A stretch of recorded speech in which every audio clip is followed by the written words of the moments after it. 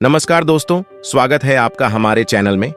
आज हम आपके लिए लाए हैं एक विशेष कहानी जो आपको आत्मचिंतन के महत्व को समझाने में मदद करेगी।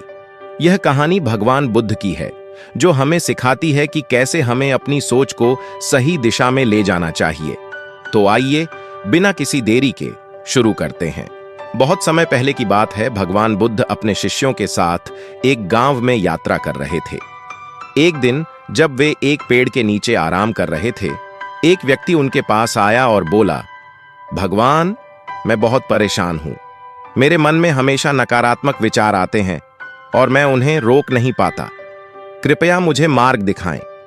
बुद्ध ने उसे ध्यान से देखा और मुस्कुराते हुए बोले, प्रिय, क्या तुम मेरे साथ एक छोटी यात्रा पर चलोगे? वह व्यक्ति सहमत हो गया और वे दोनों गांव के पास एक नदी के किनारे पर पहुंचे।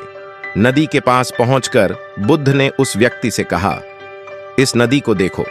जैसे यह नदी अपनी राह पर बहती है, वैसे ही हमारे विचार भी हमारी राह पर बहते हैं।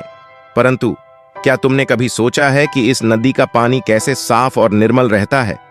वह व्यक्ति चौंका और बोला, भगवान, मैंने इस बारे में कभी नहीं सोचा।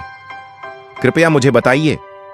बुद्ध ने समझाते हुए कहा, इस नदी का पानी साफ रहता है क्योंकि यह निरंतर बहती रहती है, यह कभी ठहरती नहीं है। इसी तरह अगर तुम्हारे मन में नकारात्मक विचार आते हैं तो उन्हें वहीं रोकने की बजाय उन्हें बहने दो। उनसे चिपके रहने से वे और गहरे हो जाते हैं। लेकिन भगवान, यह कैसे संभव है? व्यक्ति ने पूछा। बुद्ध ने मुस्कुराते हुए कहा, आओ, मैं तुम्हें एक और उदाहरण देता हूं। वे दोनों एक बगीचे में पहुंचे जहां बहुत सारे फूल खिले हुए थे।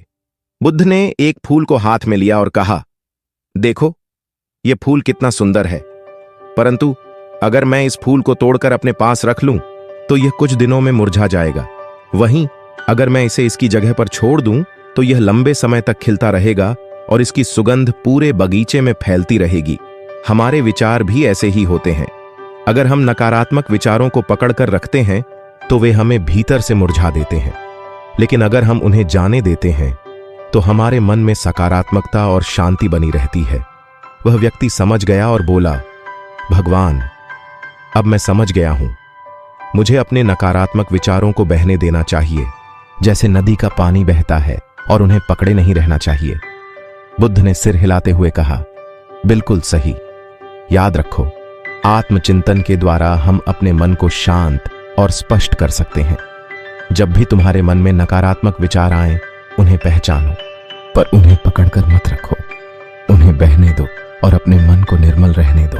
दोस्तों, यह कहानी हमें सिखाती है कि हमें अपने विचारों को नियंत्रित करना आना चाहिए। नकारात्मक विचारों को पहचानना और उन्हें जाने देना ही आत्मचिंतन का सार है। भगवान बुद्ध ने हमें यह अद्भुत मार्ग दिखाया है, जिसे अपनाकर हम अपनी जिंदगी को और बेहतर बना सकते हैं।